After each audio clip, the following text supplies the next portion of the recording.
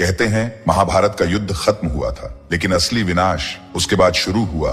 कुरुक्षेत्र की धूल में सिर्फ खून नहीं था, वहां चीखें थीं, श्राप थे और वो साए जो अब तक जिंदा हैं।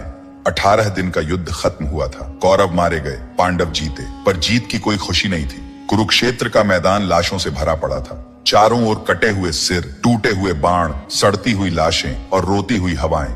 गिद्ध आकाश में मंडरा रहे थे, कुत्ते सैनिकों की हड्डियां चबा रहे थे और सियारों की आवाजें दूर से आती थी, जैसे कोई कह रहा हो, अभी विनाश बाकी है।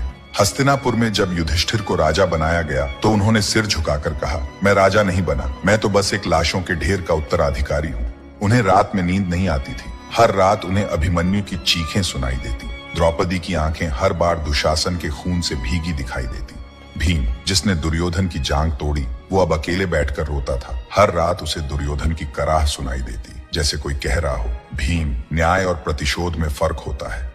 अर्जुन, जिसने जयद्रथ को मारा, कर्ण को हराया, अब अपने ही गांडीव को हाथ लगाने से डरता था। उसे लगता था, मैंने धर्म नहीं निभाया, मैंने अपनों को मारा है। नकुल और सहदेव, जिन्हें युद्ध के बाद कोई याद नहीं करता, वे चुपचाप भाइयों के पीछे चलते, पर उनके मन में एक ही सवाल था, क्या हमने किया वो सही था? कृष्ण सब कुछ देख रहे थे। उनकी मुस्कान गायब हो चुकी थी। मैंने सुदर्शन चलाया नहीं, पर हर प्रहार मेरा ही तो था। मैंने धर्म के नाम पर अधर्म भी कराया, लेकिन अब ये युद्ध मेरे भीतर भी जल रहा है। उन्होंने रथ से उतरते हुए अर्जुन से कहा, अब समय है सच का सामना करने का। युद्ध तो केवल शुरुआत थी।